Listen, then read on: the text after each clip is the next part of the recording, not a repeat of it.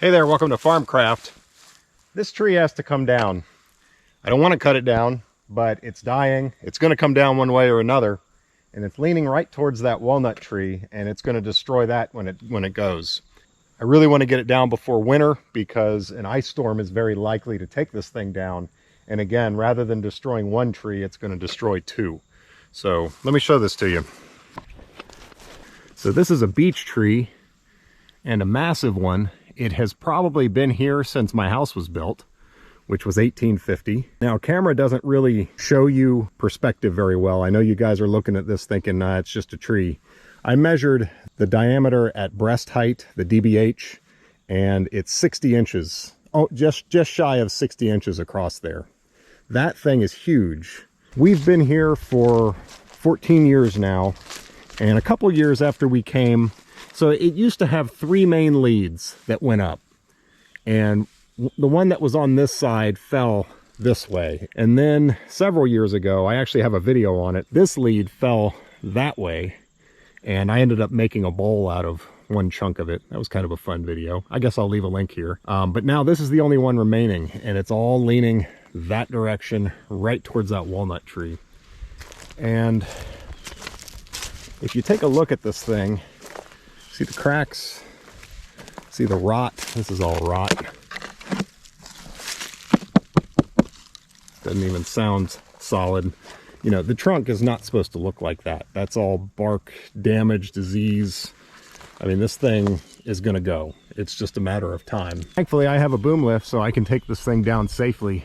I'm still gonna have to cut the base of this thing, which is not gonna be easy. My chainsaw bar is 28 inches, and this thing's, especially down at stump level, is more than 60 inches across. So I'm hoping that that trunk won't be rotted in the center. It very well might be, but I would love to be able to cut it down and then count the rings. I'd love to see how old this thing is, and we're gonna do that if I can.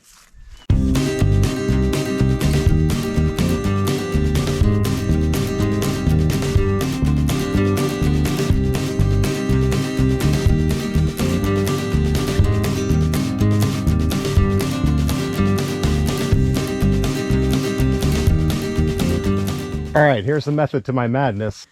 You're tempted to just go straight to the top and start taking it down. The problem is as I cut, those things are going to fall down and they're going to hit these lower limbs, which is going to put a lot of strain on the whole tree and could knock the thing over. And I don't want to be anywhere near this, even with a lift, while that thing's falling. I would probably be fine because it's leaning away from me, but either way, I don't want to do that. So what I'm going to do is basically take the limbs off from the bottom up. That limb there is my first target, and I'm going to take the ends of it off and then work my way back. And once I have that one off, I'll get the other ones and work it back to the trunk. And then basically, so every time something falls, there's nothing underneath it for it to hit. That's the idea.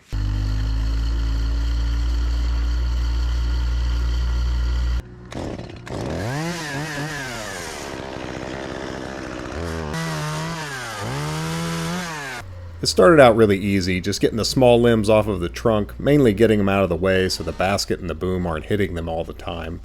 And then after that, we'll actually get to work.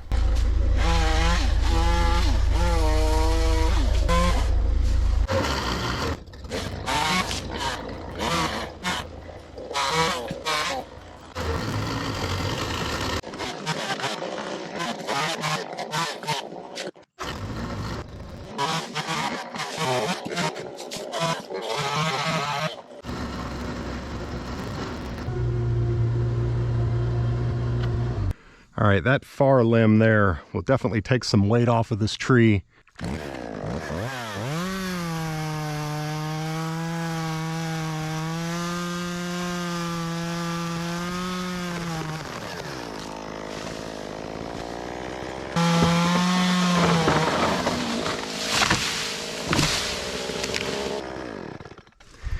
And you can do that with a lift. You would not do that with a ladder.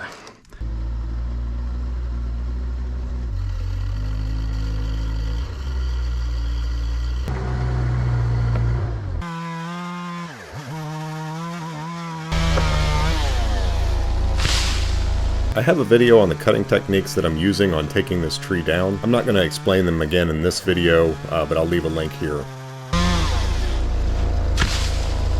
A lot of rot in there.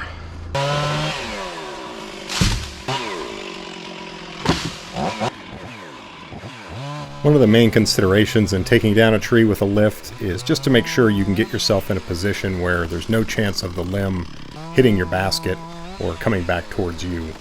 So you want to keep the pieces small enough that they're easy to manage and just keep everything safe.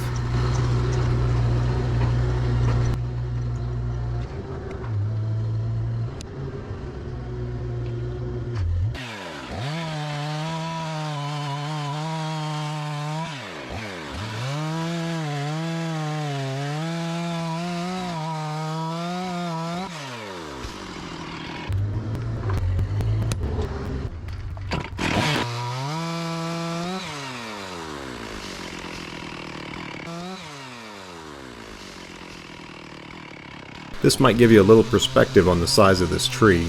That is my big saw, and that's a 20-inch bar, and I was having trouble reaching all the way across that log to get this to fall.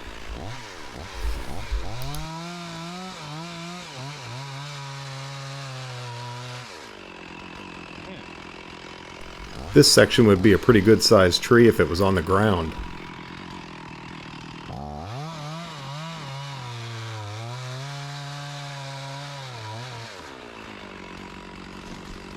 Compare the size of that to that.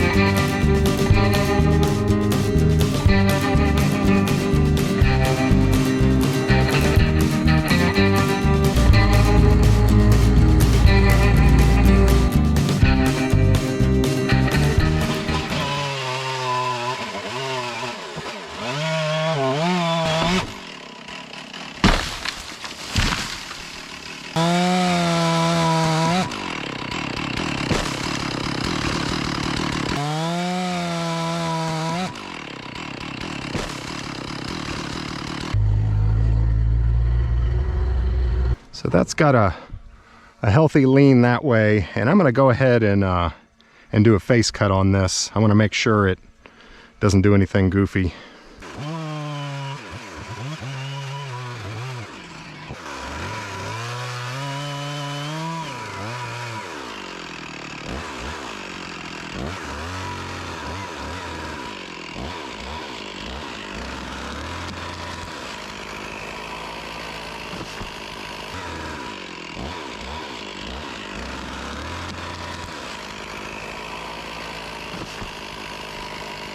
It might not have been clear. It had a little bit of a lean towards me, so I was leaving that hinge on that side a little long so it wouldn't come and hit my basket.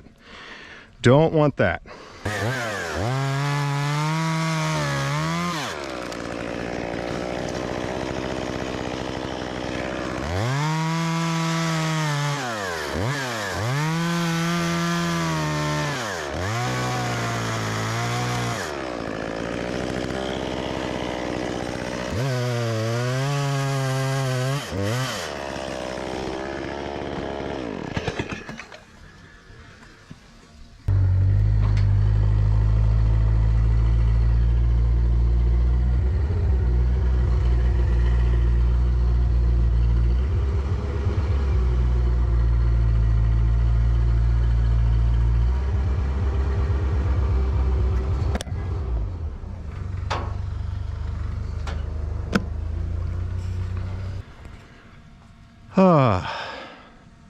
That's quite a view.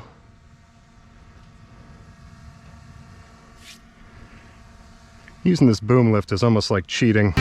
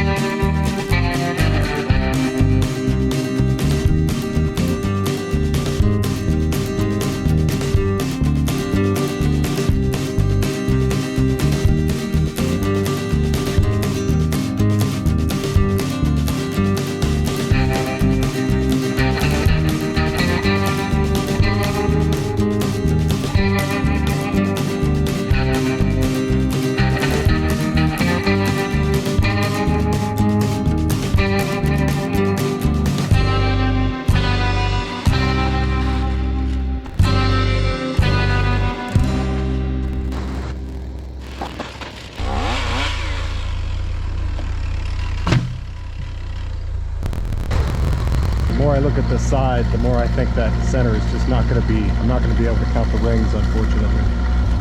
We'll see. I'll try.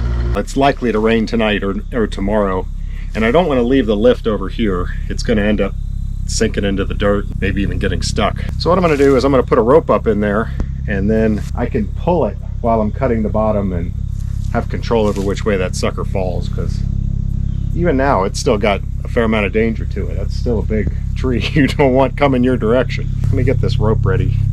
You know, I was thinking some of you guys might want to see how to coil a rope. This is a nice way to coil a rope that doesn't get tangled up. That's how a rock climber does it. I'll show that at the end of the video.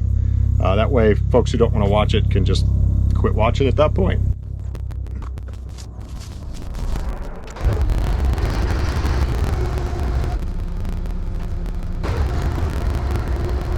Well, I would love to get to work on the big boy and get that down, but first I got to get this whole mess cleaned up, and that's going to take some time. So let's get to work.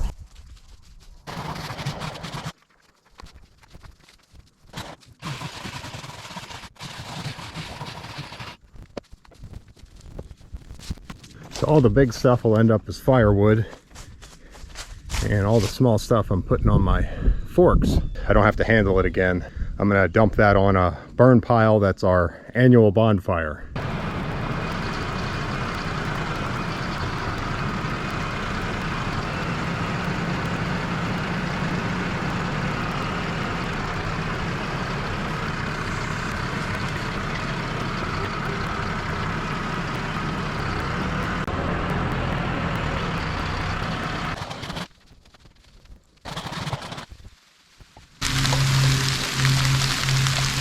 Well, it's raining. Cut that out.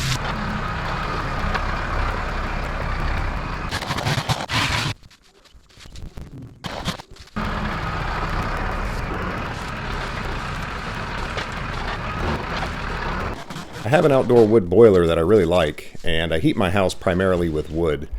We also have 2 geothermal heat pumps that we use for air conditioning and backup heating. My wife Jennifer's brother and I installed our HVAC system, and one day I think I'll maybe do a video on that. Give me a thumbs up and a comment if you want to see that.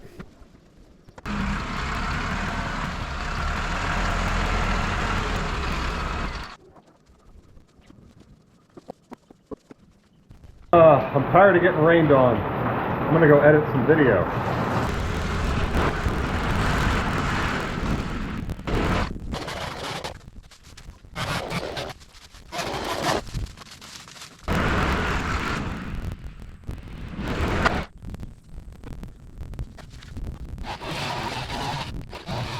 I just hit something bad down in there. I saw sparks fly.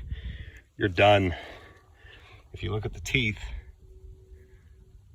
you can see that the top has been taken right off of them. And this is an old chain, but I ought to be able to sharpen that down again and get it cutting a little longer. A lot of people would argue to just throw this chain away. It is old. Can't argue with that. These teeth are almost done. A lot of people would also say to use a grinder because I got to take quite a bit off. I can't argue with either of those, but I'm going to hand sharpen this. Let's see how long it takes.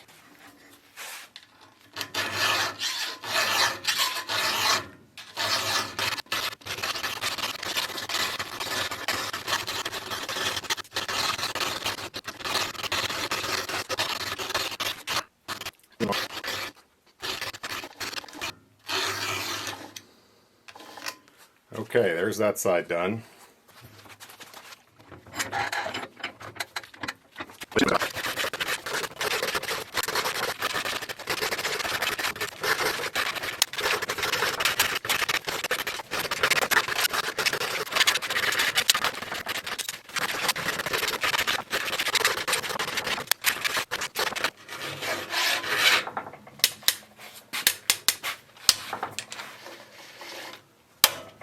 One more tooth to do.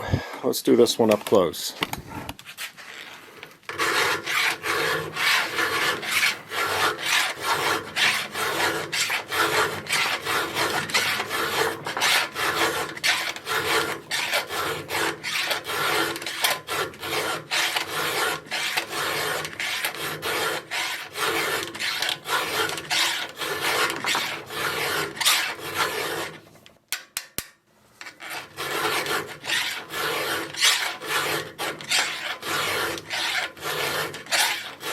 At this point the tooth looks pretty good, but I continue filing just to match the length to the other teeth.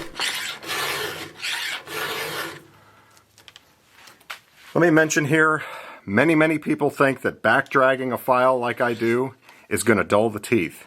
It's not. These are way harder than this, and I'm not even putting any pressure on the back drag. It's just keeping the angle right. In fact, Fireball Tool did a test of it, not with a chainsaw file, but with flat files, and it had no effect. It didn't dull the files at all. In fact, you remove material faster when you add the back drag to your cut. It's just like a hacksaw. Those teeth only cut one direction too, but do you lift it up with every stroke? No, of course not. You go back and forth. It's the same thing. I've taken so much off of these teeth that I need to do the rakers as well. And I'm going to use a guide for this because it's just easier and faster.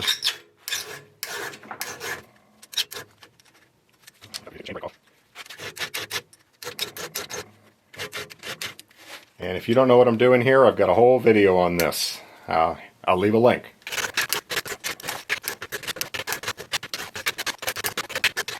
Alright, back in action. Let's see if this thing will cut now.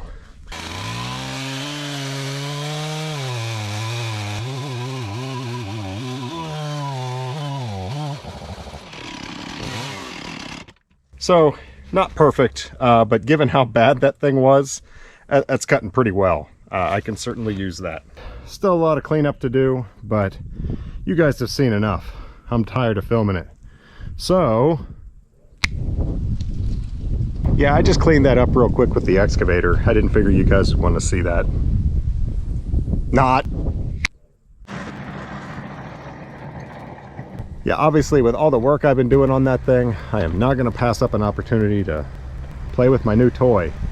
And, you know, really it's not playing. It made this so much easier. This is a lot of work.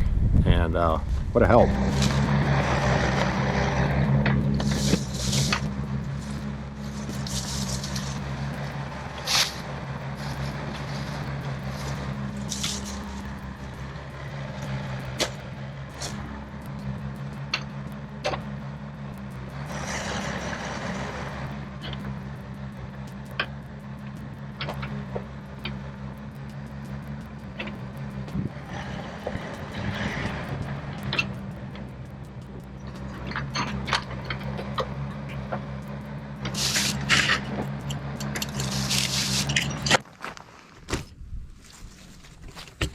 Did I knock you over or did the wind do that?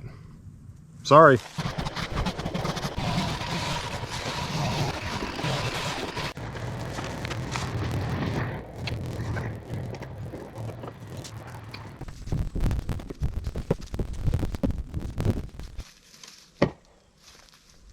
This hole in the ground used to be an ice house, kind of like a root cellar, but they stored ice in it. And there's nothing of it left. It's totally rotted away. And for years before we owned the farm, they were dumping trash in it and doing burns here. So while I'm here, I'm going to clean that up too. All right, finally got that mess cleaned up, at least for the most part. I've been thinking on this, and what I want to do is do a plunge cut. I want to see what the inside of that log is going to be like. And a plunge, I mean, I can get almost 28 inches deep into it. I should be able to get some idea on how solid that thing is. And that may dictate how I end up taking it down. So this plunge cut starts chattering, and I've never had a saw do this before. It actually does okay at first, but once I get to the deeper heartwood, it really starts acting up. I'm not sure exactly why it was doing this, but I think maybe the rakers were just too aggressive for this wood. Interesting though, because this chain is sharpened just like all my others, and I've not had any problem cutting the wood up until this point. But cutting on this big trunk here seems to be different.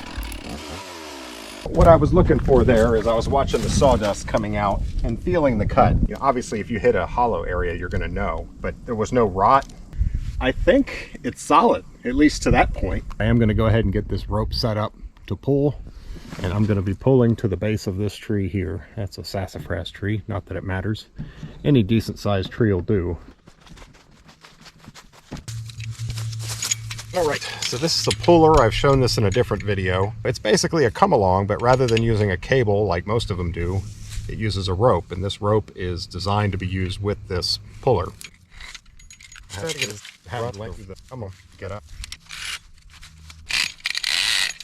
So now I'm going to need to pull all the rest of that rope through there, but it's much easier to do if you can hook this on something. The side coming out of the back of the come along is not being used in the pull, so I can use it to go around the tree.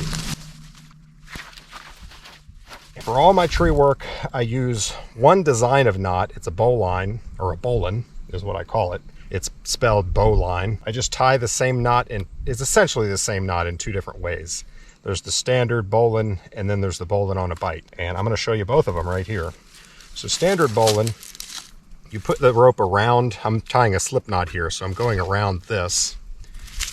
You make a loop, turn the back of your hand towards you, and make the loop with your palm now towards you. So you just turned that clockwise. See, this is on top of this.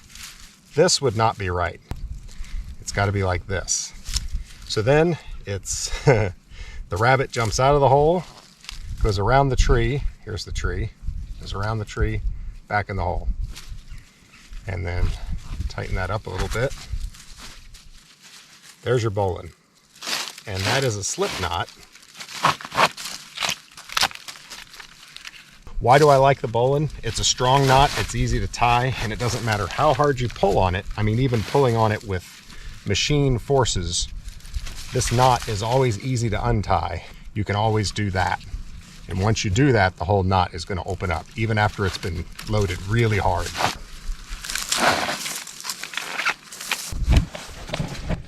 All right, now I'm going to tie the same knot but in a different way because I don't have the end of the rope to work with. We're going to do it right here, and it's called a bowline on a bite, and it starts out as what's called an overhand knot. Go over it and then back up through.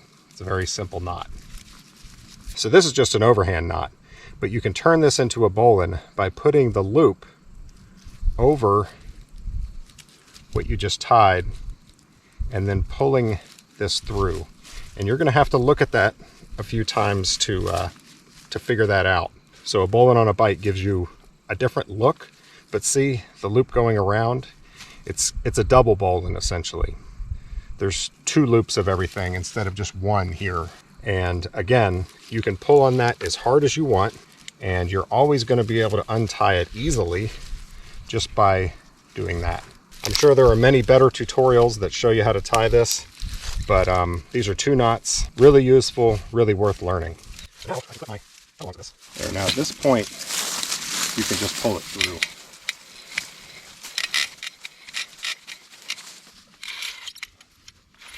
Ratchet, and now you can just ratchet on that.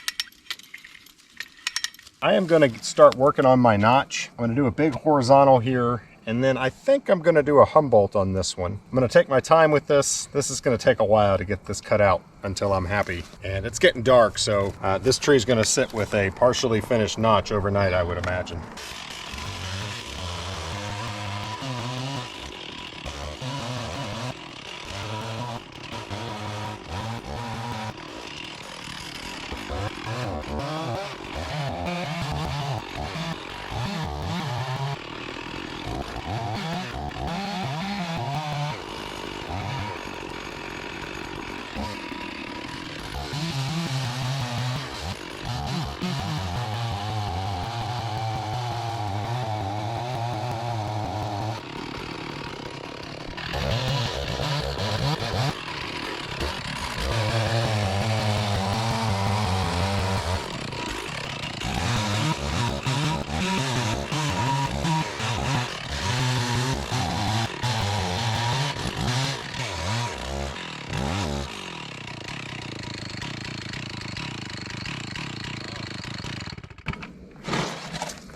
It's actually pretty close.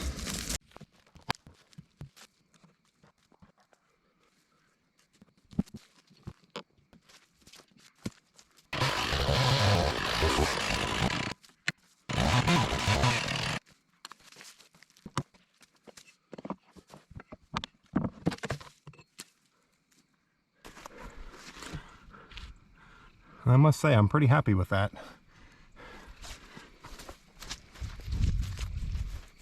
It's a little over a third. Well, I don't know, it's pretty close.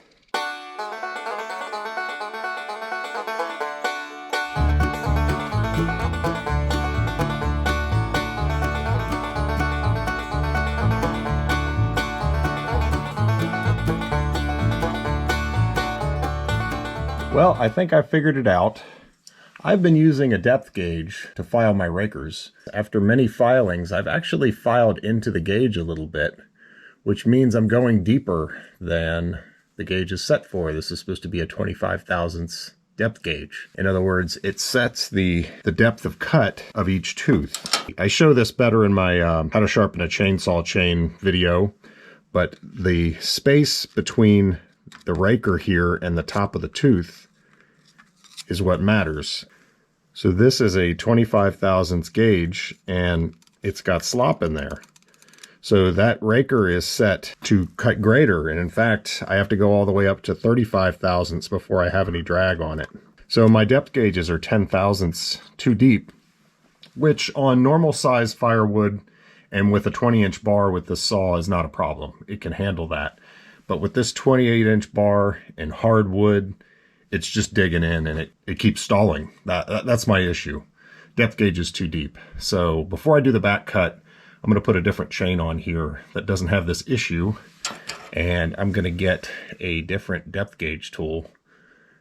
I really shouldn't be able to file this thing. This thing should be too hard to file, but you can see right there, I've taken some off of it. That's stupid. Come on, Oregon.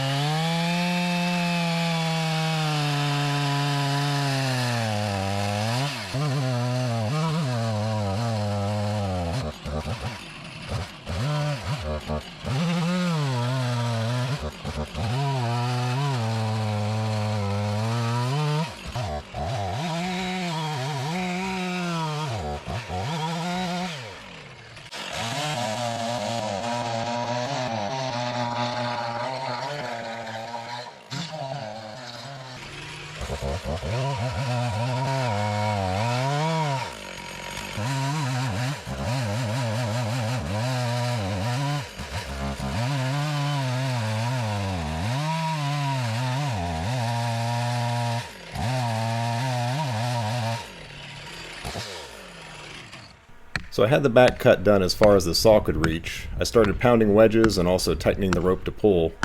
But this tree wanted to fight.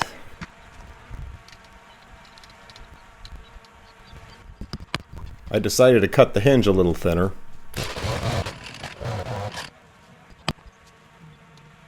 Multiple attempts of pounding wedges.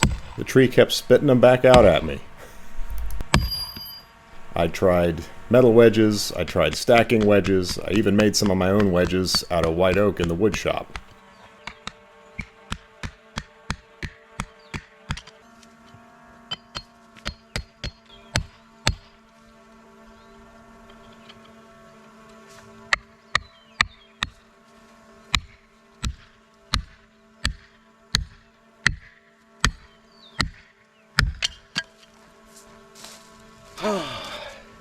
I can't reach all the way to the center of the tree with this bar. Even here, it's not getting to the middle. And from here, if I cut all the way to there, you can see the end of my bar comes out right there, about right here. Well, that is a good 8 inches away from the hinge. So there's a piece of wood in the center of this tree there's like an 8x6 in the middle holding this thing up. See if I can't give myself somewhat of a notch right here so that my saw can get in several more inches and cut that out.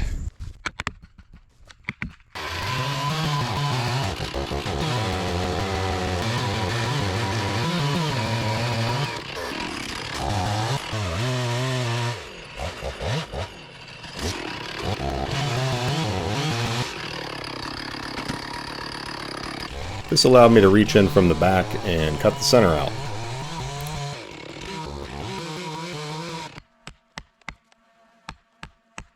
Alright, let the battle commence. I do a bunch of wedging, double wedging, and even triple wedging, and the tree just keeps fighting. And it's amazing. Once it's down, you'll see what was holding it up.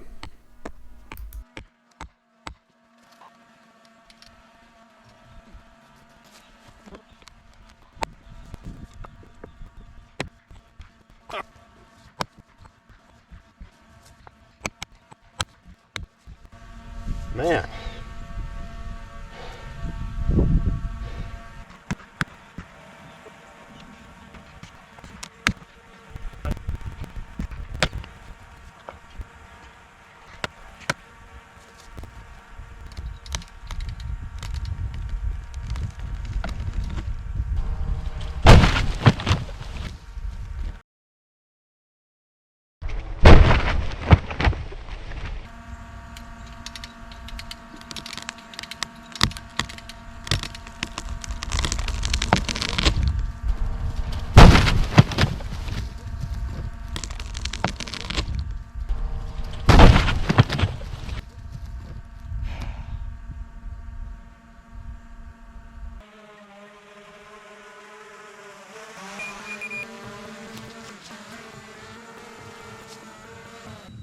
So I'm surprised that thing was so hard to pull over.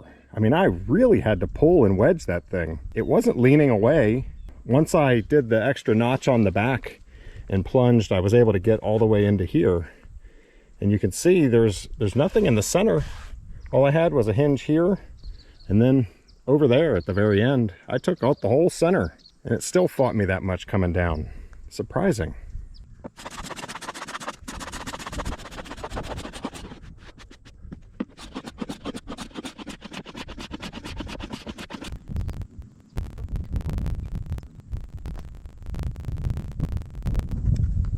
Well, there's 100.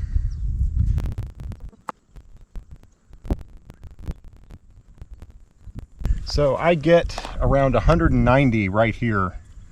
So, and you know, some of these rings are really wide.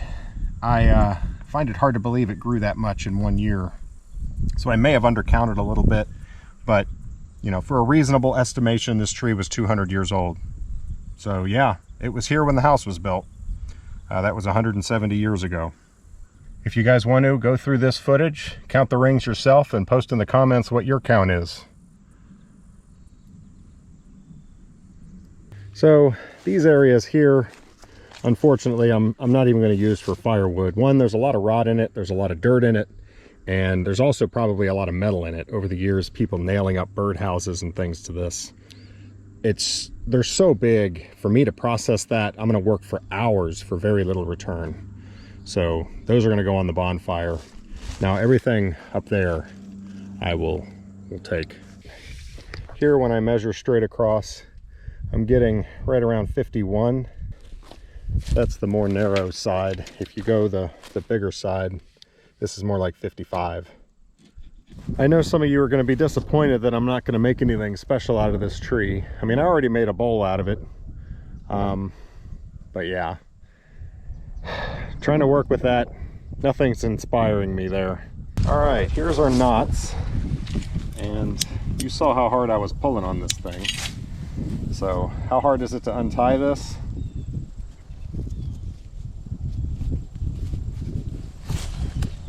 See, once you do that, the whole knot opens up. So basically it's no effort at all to untie it. There, that gives you an indication of how hard I was pulling on that thing. Scarred the trunk of that tree.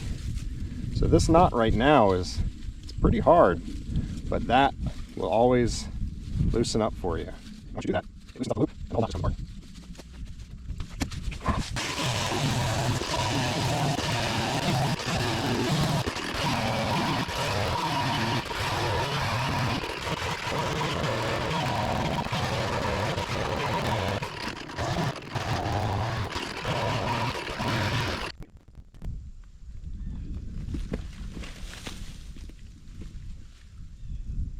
There's an awful lot of rot and spalling, and it's just not good wood.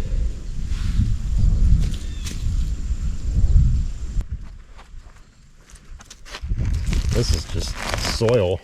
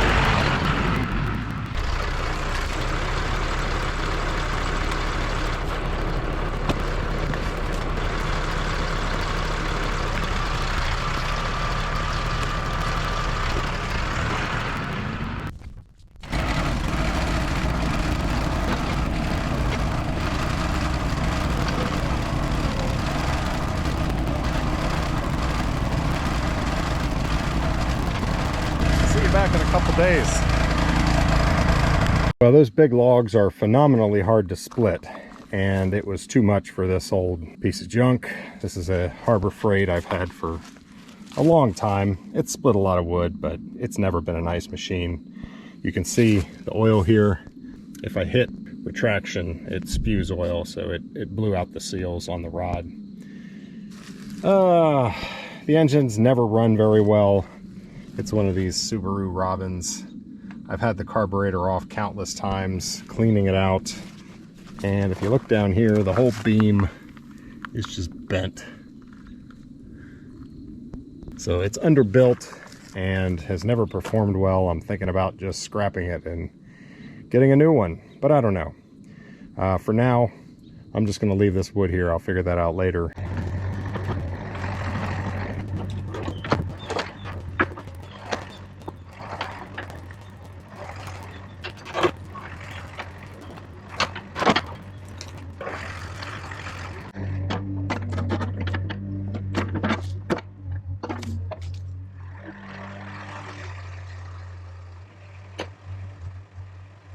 So I've been thinking about this log splitter. I'm gonna need a new log splitter.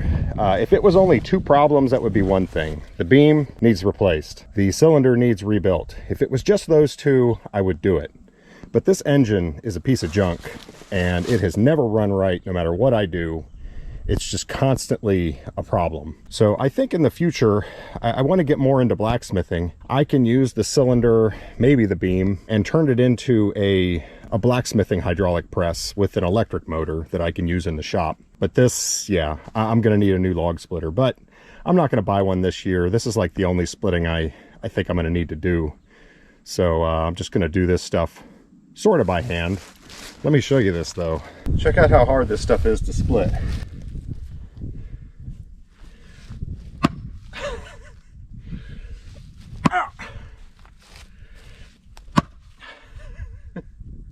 I mean, it's ridiculous. This is a splitting maul that has a fairly narrow taper. You know, a thick maul will bounce off of things a lot, but this one's not bad. Even an axe has trouble on this. It'll stick in, but good luck splitting it. I've tried, it just gets stuck. So, we're gonna do some cheating. Just to get it split. I want to get this stuff out of the way. I don't want to go shop for a new log splitter right now.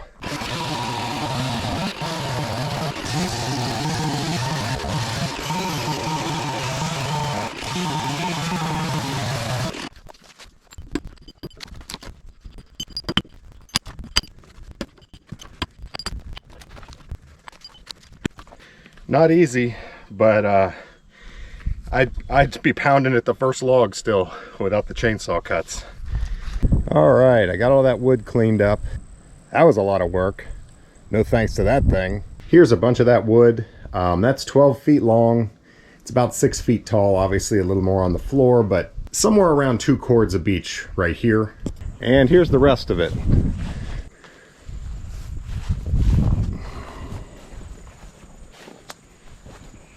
And then that over there. So that's another couple cords. So about 4 cords of wood out of that one tree. And if you consider 2 of the main leads had already fallen off, if those had been there, I would have gotten probably at least 2, maybe 3 more cords out of that tree. But yeah, that's a lot of wood. That'll heat my house for a while. So what was my total time on this project? Well, believe it or not, I only used the lift for an hour and a half. I must say I was surprised when I went back to the footage and looked how quick I did the lift work. Cleanup came in 2 phases. Phase 1 was after I did all the lift work and cleaning up all the treetop stuff. Except there were some logs that required splitting that I didn't do in this phase. And that took me 8 hours. And my total time dropping the log, including setting up the rope, cutting the wedge, setting up and cutting the back cut, making wedges, driving wedges, all of that was just under 2 hours, about an hour and 50 minutes. And phase 2 cleanup, which included splitting all the wood and fighting with my log splitter, took another 8 hours. Of course, these times include the time I spent running cameras, and I also processed the wood down to get it ready to burn. If it was just wood removal, you wouldn't need to put in quite so much work. And now the big question, how much would a job like this cost? Now, I'm not a professional tree worker, so I don't know, but my guess would be just to remove this tree and to remove all the wood would be around $3,000, maybe a little more.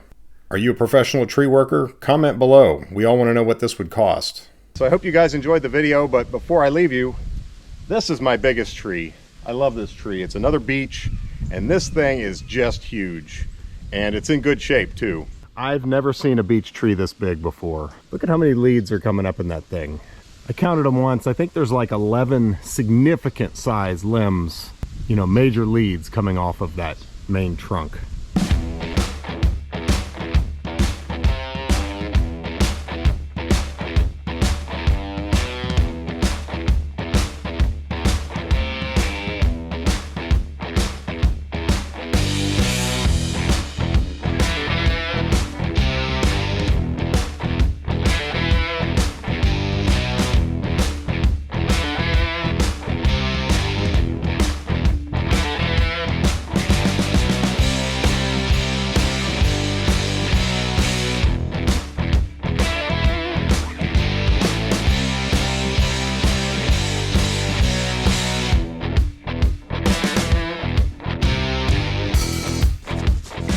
All right, let's coil a rope. This is a really good way to do it. They never get tangled, works with extension cords. Good thing to know. Basically, you don't coil in loops. You don't make O's, you make flakes. So you go to one side and then you go to the other side, and you'll see what I mean. So just get the end in your arm, go over your neck. So now I've got a loop on this hand here. So now I can let go of this one, and then I hook this. So now I've basically made another flake of rope and put that over my head. So now this is the leading end, and this is the loop. So I can let go of this one, and then I make another. And you keep going back and forth. So you'll see as you do it that you kind of rotate your grip. Make a loop, and then loop with the other hand, loop with the other hand. And you can see that they're in flakes. They're not going around my neck, because that's going to introduce twists into your rope, makes it tangle, it just makes it obnoxious. You don't want to do that. And with a little practice,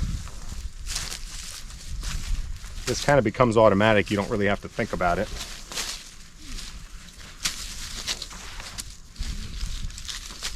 And it's nice too, because as you're doing it, you're not having to hold the rope. You can do this in your hand, but that's like a lot of arm workout. It's all on my neck. So again, I've got the leading end of the rope.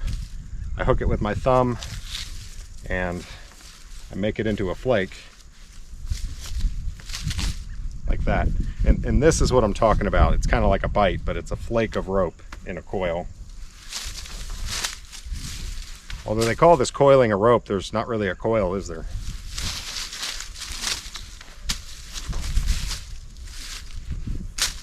All right, when you get down to the end, I'm going to show you probably the easiest way to do it, and this is what I do with extension cords too. Just leave yourself a little bit of extra rope on that side. Take it off your neck. Keep it in the center, you know, so that the flakes are even. And then you just take that loose end and you wrap it around. So come around this way, and again. And you can do that however many times until you use up your slack. And then what's really nice, so you can just put the rope through like that and you're done. And that will stay together pretty well. What will kind of, if you throw this in a trunk, you know, this will start coming out and the whole thing will loosen up. So what makes it even nicer is, rather than just putting it through, put a bite through a loop like that, and then run it through that loop. And that kind of locks it up better. So that's what I do with my extension cords. That's a great way to coil a rope. We're at the end of the video. Check off if you don't want to see any more. I can imagine this is boring for a lot of people, but let me show you one more way to finish off. And I do this a lot. This really locks it in very well. So I'm going to put it back on my neck, And all right, so at the end, what I do, let's see, I make a couple of short coils, a couple of short flakes. Instead of going all the way down, bring it to like halfway, and then to halfway. So you've got 2 short flakes on the end of your rope. Take it off. Now we are going to wrap this over itself like a fisherman's knot. So this is the loose end of the rope. It's just coming up from one of those short flakes to right here. And now I'm going to coil it up underneath, and then there it is going that way over itself. See, I'm crossing over it. And now I'm pulling it tight, like really tight. I'm gripping this rope and I'm levering with my thumb so to lock that in. And then you do that a few times.